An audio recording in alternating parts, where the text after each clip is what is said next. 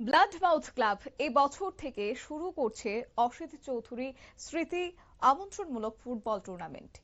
এবং এই টুর্নামেন্টকে ঘিরে খেলোয়াড়দের মধ্যে এখন থেকে কিন্তু উৎসাহ এবং উদ্দীপনা শুরু হয়ে গেছে তাদের মধ্যে। এই বছর জম্পুই জেলার সুধন্য দেববর্মা স্মৃতি বিদ্যালয়ের মাঠে আগামী 5 জুলাই 2025 থেকে শুরু হচ্ছে এই ফুটবল টুর্নামেন্ট। এই বছর ব্লাড মাউথ ছাড়াও এখানে অংশ নিচ্ছে জম্পুই জলা একাদশ, কিল্লা একাদশ, সঙ্গে খুমলুং একাদশ। প্রতিদিন বিকেল 3:30 নাগাদ শুরু হবে এই ফুটবল টুর্নামেন্ট। 5 জুলাই এবং 6 জুলাই এই দুদিন ব্যাপী সেখানে অনুষ্ঠিত হবে সেমিফাইনাল।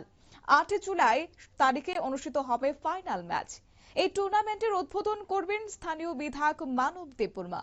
ব্লাডমাউথ ক্লাবের প্রাক্তন যুগ্ম সম্পাদক তথা ক্লাব অন্তঃপ্রাণ সদ্য প্রয়াত অসিত চৌধুরীর স্মৃতিতে এই আমন্ত্রণমূলক ফুটবল টুর্নামেন্টের আয়োজন করছে ব্লাড মাউথ ক্লাবের কার্য কমিটির সদস্য এবং কার্য কমিটি এই ফুটবল টুর্নামেন্টের আয়োজন করছে।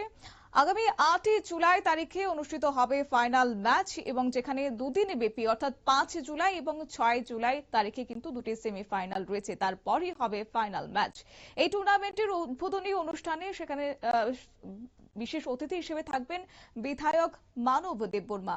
এছাড়া সদ্য প্রয়াত অসিত চৌধুরীর স্মৃতিতে এই আমন্ত্রণমূলক ফুটবল টুর্নামেন্টের আয়োজন করছে ব্লাড মাউথ ক্লাবের কার্য কমিটি। সহযোগিতায় থাকছে জম্পুইজলা এলাকার প্রাক্তন ও বর্তমান ফুটবলার বৃন্দ। প্রতি বছর এই টুর্নামেন্টটি পরিচালনা করার সিদ্ধান্ত নেওয়া হয়েছে। রাজ্য ফুটবলের অন্যতম আঁতুড়ঘর জম্পুইজলা কিল্লা এলাকাটিকে এই টুর্নামেন্ট আয়োজনের আদর্শ স্থল হিসেবে বিবেচনা করছে ব্লাড মাউথ ক্লাব কর্তৃপক্ষ। অবশ্য বরাবরই ব্লাড মাউথ ক্লাব কর্তৃপক্ষ কিন্তু ভেবে থাকেন অন্য চিন্তা ভাবনায়, যেখানে খেলোয়াড়রা কিভাবে অনুপ্রাণিত হবেন, খেলোয়াড়রা আগামী দিনে কিভাবে এগিয়ে যাবেন, সেই বিষয়গুলিকে মাথায় রেখে এই বছর থেকে শুরু হচ্ছে অসিত চৌধুরী স্মৃতি আমন্ত্রণমূলক ফুটবল টুর্নামেন্ট। আর এই ফুটবল টুর্নামেন্ট আগামী দিনে তার চলার পথ যেমন সুদৃঢ় হবে, ঠিক তার অন্যদিকে সেটা যে ফুটবলারদের এবং খেলোয়াড়দের উৎসাহ উদ্দীপনা বাড়াতেও যে তাৎপর্যপূর্ণ ভূমিকা রাখবেন, সেই কথা এবার মনে করছেন ক্রীড়া প্রেমীরা।